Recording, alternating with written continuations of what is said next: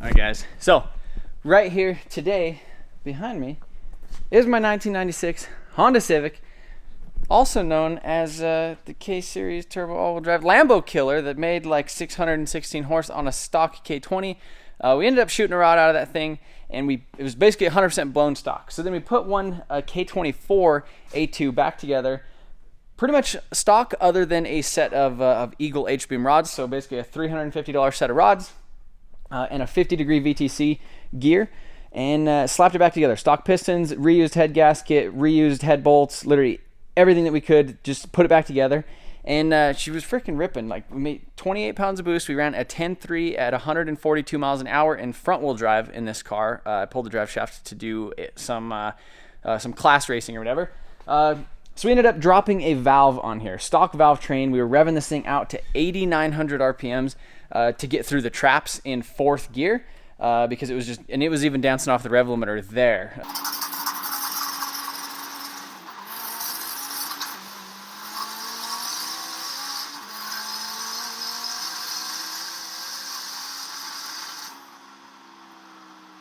And that was just trying to, kind of get our times up. So shortly after that, I didn't lower the rev limiter, was playing around on the street, and one of the valves stretched. It gave me a warning sign. I adjusted the valve lash, and I continued to beat on it like the silly goose that I am sometimes.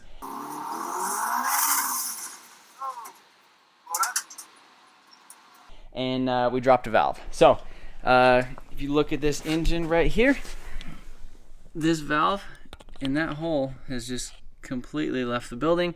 This one's bent, and we have a little bit of a hole in the block, but we have some things to remedy that. So you can see this thing is on the vane engine stand. This is basically an engine stand that bolts up to these things and keeps it at the proper level to where it just like slides in and out of here, and the mounts just bolt up. You don't have to like play with anything with a jack. And then we have the transmission right here. So this is the bone stock transmission out of a CRV, and we're going to put some goodies in that.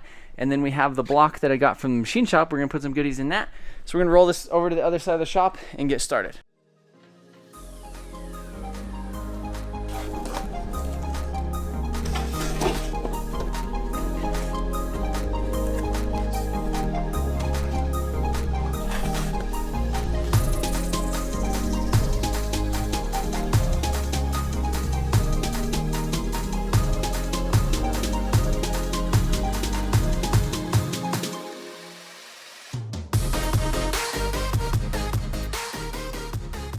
So we got this thing rolled over here. We got the transmission removed in preparation for some goodies. So as you guys know, this is a 100% stock CRV transmission, and we ran pretty fast on it. 10.3, 142. I mean, that's not bad. But the gearing just isn't optimal. Pretty much I was shifting at the 60-foot mark on it, and it's just not the greatest thing, and they're not the strongest when it comes to all that stuff. So right here we actually have a PPG 1 through 4 dog gear set. So we're going to be swapping that in with the help of David. Everybody knows Junkyard Dave. Yeah. He's been pretty busy on his own channel lately. He's been doing basically a Scat Pack swapped Dodge Magnum, which is like the wagon type of thing. So we all freaking got wagons. He also has a Hellcat that he recently rebuilt, and he finally just finished painting all the stuff for the 3000 GT the other night. I still have the cladding and the side skirts and the rear bumper. So everybody, those of you guys who've been around for a long time, you guys obviously know who Dave is. But he's actually going to be making a full video installing this thing, taking this thing apart, and so I'm going to go ahead and let him do that, getting him started over here. So if you guys want to see that, see him do all that stuff, I'll put the link in the description of his channel, and we'll be kind of getting some updates as this thing goes. But my primary focus for today, whatever, is going to be actually rebuilding, not this thing. Hey, I wore the proper shirt for this. Yeah. I mean, you actually did. Travis Customs. Travis Customs, huh? Travis Customs. So, right here, this is the actual engine block from the CRV. So the engine and the transmission are just going to be one together. It was like it was meant to be. So we're going to be putting that together with some goodies. So I'm going to work on getting it on the engine stand and cleaning off this little bench over here, so I could file the piston rings and do all that type of stuff while David is working on it over here. So we're basically just tag teaming Civic, but I guess let's freaking get to work.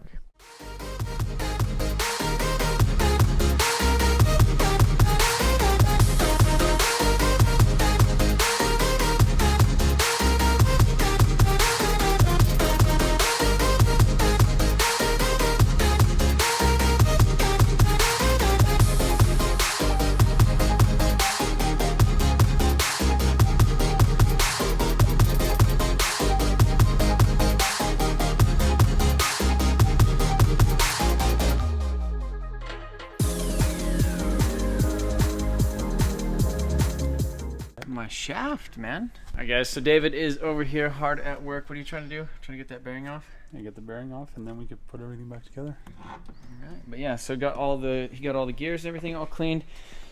Basically used a whole thing of lacquer thinner right there, because there's like this weird what is it?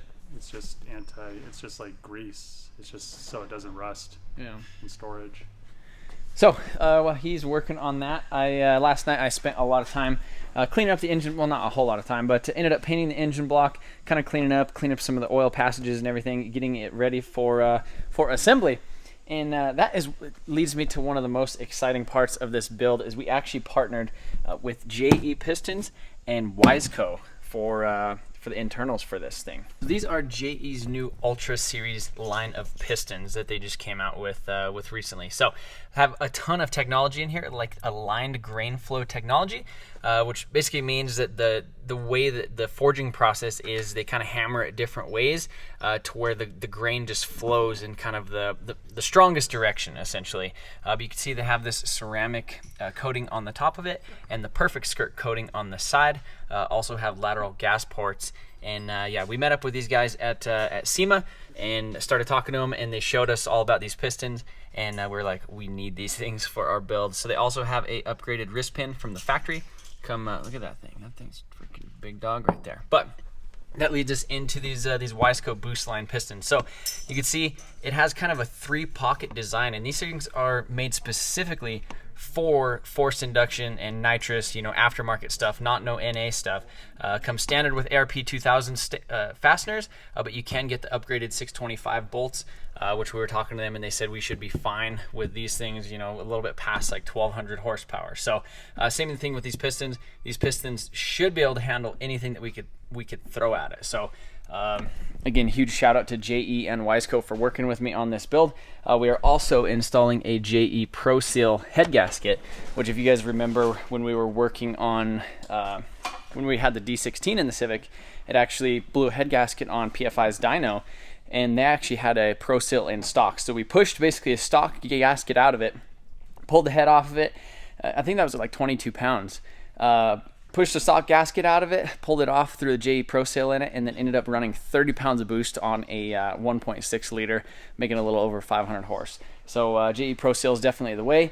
And if you guys see a lot of these super high horsepower and super fast Hondas, most of them are running like some JE stuff in them, as far as the pistons, and then this new Boostline rod. So super stoked to be working with them, but we have the block pretty much ready to go. Now I just need to go ahead and actually get the crankshaft in it, the rotating assembly, and then I need to gap these piston rings. So they come with the Pro Seal piston rings as well. But yeah, we're gonna start messing with all that stuff. This isn't gonna be like a how-to. It's just gonna be kind of hopefully a pretty overview of what we're doing. But I want to get this thing assembled today, so let's get started.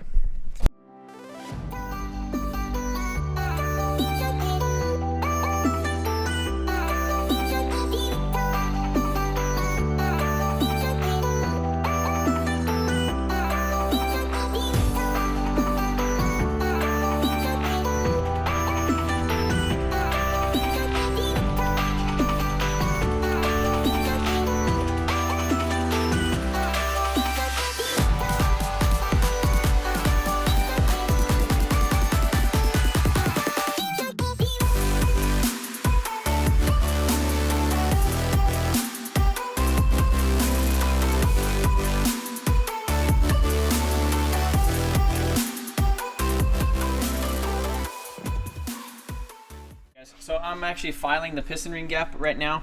So I'm working on the top ring. I did a quick little calculation. They give you kind of a little little book in here. So you basically multiply the bore times, I did the street moderate turbo nitrous, and so did the bore times 0.005, and that gave me 0.017 for the top ring gap. So you can see I have that right here on my feeler gauge. And so what you do is you stick the ring in there, how it's going to be, and then you stick this on the top just so it's nice and level, so that it's actually in there correctly. So I've already did these 3 ones right here. As you can see, the little feeler gauge actually kind of goes in it, and you know, has just a smidge of tension. And then you come over here to the 3rd one, and that feeler gauge isn't going to go in there at all. So super tiny, the amount that we actually have to file it.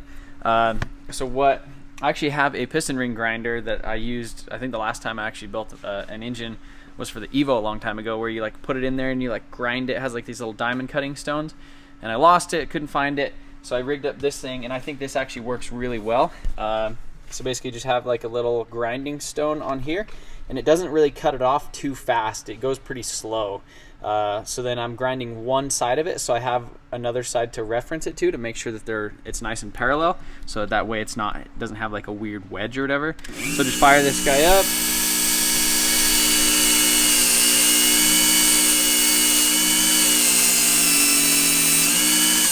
And then we'll come over here, make sure that it doesn't have like a burr on the end right there. Stick that in just a little bit. Throw the piston, basically keep it level right there on the skirt. And then what we'll do is we'll check it with the feeler gauge. Okay, all right, better. See a little better over here. So yeah, we'll check it again with the feeler gauge, and it's pretty close now. It kind of almost wants to fall in there, so I'll go ahead and pull it out and give it another little cut.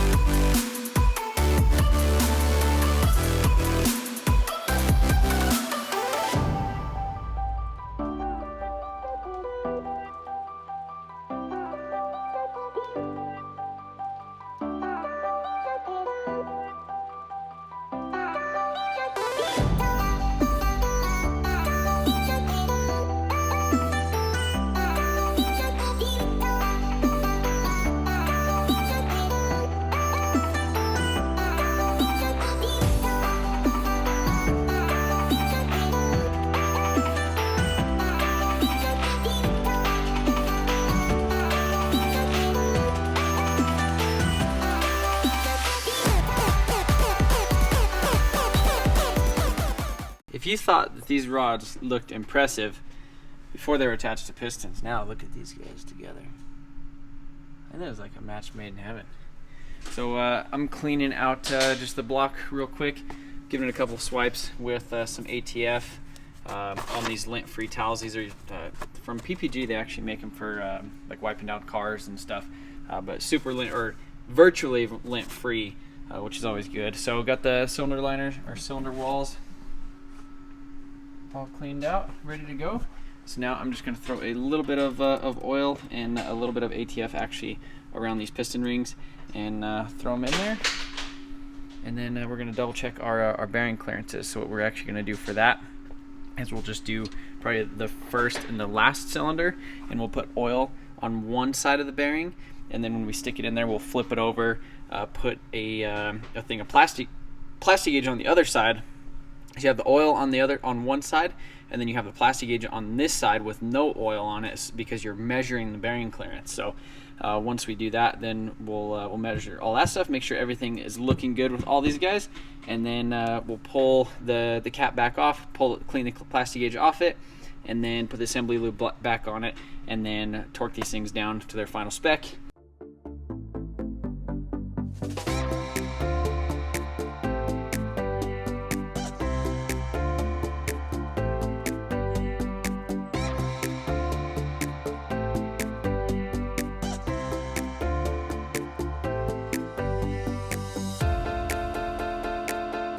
So we ran into a little bit of an issue with with my rotating assembly. So we did the plastic gauge. Everything looked just fine. Was pretty much right in between 0.0015 and 0.002. So which was, I think, right about what I was looking at on the internet, what they say is okay for these things. So I was like, okay, well, let's give this thing the rotate so we can go around it. So I got the pistons and rods on there. You go like this. Uh-oh. Come back up. And it's stuck. So I kind of think, I vaguely remember when I was talking to the guy at SEMA about these rods, I'm pretty sure they said you needed to notch the block. And we just kind of started putting everything back together. So basically what's happening is this part right here, see where, like right there is actually hitting like right here on the inside of the block. So it's a really common thing on like a D16. When you do like an Eagle Vitara setup, a lot of times you have to notch the block just because of how thick the rods are, and especially with how thick these guys are. So we're gonna have to notch the block. So I'm gonna go ahead and pull the crankshaft back. Well, pull the pistons and rods, pull the crankshaft back out of it, and then we're gonna go ahead and notch the block. And you know, kind of my plan for doing that is using this little 3M file sander, the same thing that I did on the BMW for like the spot welds and stuff. Basically, it's just a belt file, air powered, super sick. And so yeah, I'm gonna get messing with that thing. So hopefully we can still get this thing back together tonight.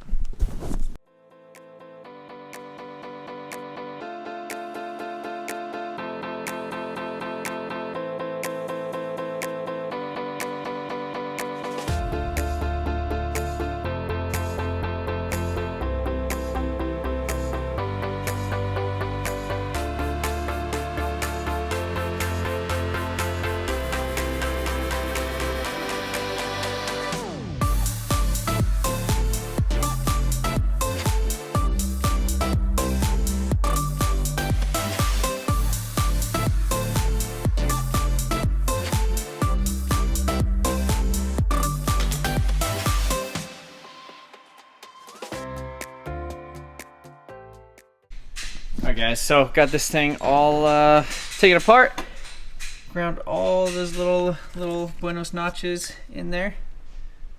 Obviously did it on both sides of the block. That little 3M thing I think just was pretty much the best tool for this whole job. So I really hope that when I put this thing back together, I rotate it and it just spins freely, because that would suck, especially if I got to like the fourth one or something and one was just slightly different than the others, and then I had to take it back apart or something like that to grind it, then to clean it and do all that type of stuff. But you can see over here, this is all the metal shavings that came out of it, or aluminum and steel, and used basically like 2 cans of brake cleaner, blasting everything out. And then one of the things that I actually did is took apart the little oil passage thing, the rail that goes up front, and took this little paint gun cleaning kit.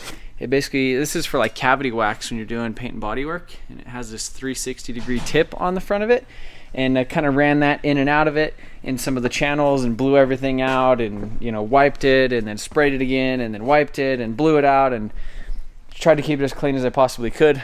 So now I'm gonna go ahead and throw the bearings back in it, throw the crank in it, and we're gonna see, and I'm even gonna put some freaking Honda Bond on it, just because if it goes on and it works, it's freaking staying on there. So man, I just can't believe that I had to do that. Had to go back in time. Yeah, I had to go back in time because David beat me. So David got the tranny all done. Dave, does it shift? I want to check something off. Hell yeah. It's good to go, huh? So So yeah, we should be good to go now. Mm-hmm. So this is a different input shaft then, right? What's that? Yeah, that's the. That's the. So maybe it's stronger, or it's probably the same. I don't know. I mean, that's the company that makes that stuff. I hope it's stronger. I hope it is too. Well, For the I mean, cost. we pretty much have a brand new K-Series all-wheel drive dog box tranny, thanks to Junkyard Dave. So again, be sure to go check out his video if you guys are curious to see how putting that thing together was. But I'm gonna start ripping on this thing because I want this engine dead tonight.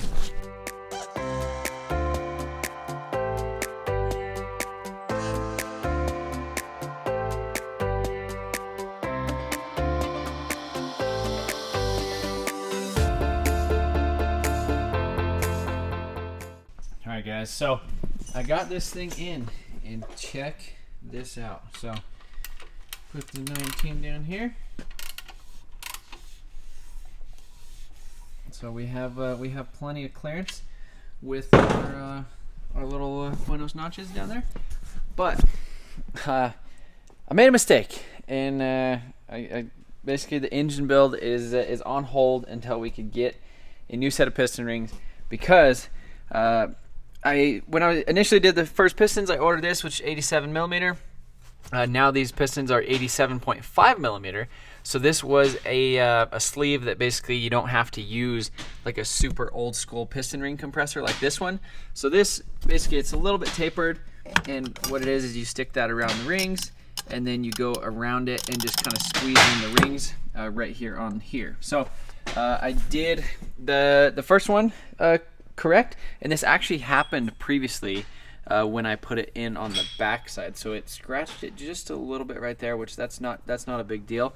But what it actually did is right there, this is the lower oil ring, is it actually busted that lower oil ring off right there on the edge, and you can see it's just all jagged and gross. And so yeah, I messed it up. There's a couple little slivers that kind of came off of it, kind of got jammed in there, and there's just a super fine, it's not even a score, you can't feel anything with it, but it's just like a little scratch basically right there, and you can't feel it with your fingernail or anything.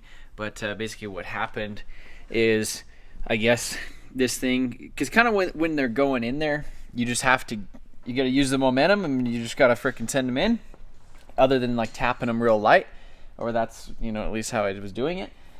So we now have an issue. So the bad thing is right now it is like 1 in the morning on Saturday night, so we can't like overnight any parts or anything like that, and they're not actually in stock at my distributor, so they have to actually come from JE themselves. So we're gonna try to overnight those on Monday, and hopefully have them here by Tuesday or so that way we could actually get this thing together. But it's not like we have an event or anything crazy that we're trying to go to. The whole plan was to go to the Cletus cars, but obviously since the whole coronavirus and that got pushed back to May, we're not doing a super hard push to do that. But I still would like to get this thing together and you know, get some content for you guys. But yeah, so that kind of sucks. But the good news is we actually have we got the dog box and everything done. So I'm actually going to order one of these piston ring compressors too. This is basically a tapered sleeve, and it just goes in perfect every time. And I ordered it with the first ones, and yeah. So that should be it for this video, guys. If you guys haven't seen the last video, I got the BMW completely put together. I didn't make a video about it. I kind of talked about it in the live stream. But the BMW is completely done now, other than the seat belt, which I shipped off today or yesterday to have fixed. So anyhow, guys, I really appreciate you guys watching. I know this isn't the greatest news. I was hoping to have this thing pretty much sitting on the stand exactly like this, with the transmission ready, already everything bolted on it and ready to slap back in the car. But that will probably be the next Civic video.